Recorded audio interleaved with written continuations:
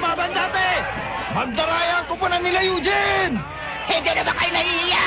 Kailangan kayo mawala!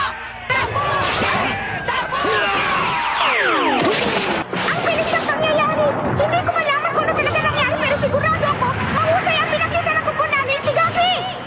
Muntik na! Nakaligtas si Alfred sa sugod na yun pero patuloy pa rin sa pagsugod ang kalaban ko sa kanila! Kung hindi kami nakatalon, maaaring natapos na kaming dalawa ni Eugene ngayon.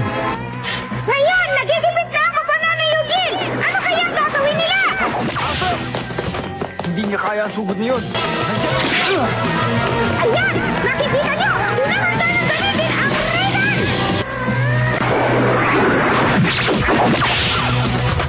Mayroong lakas na tumama sa amin na hindi ko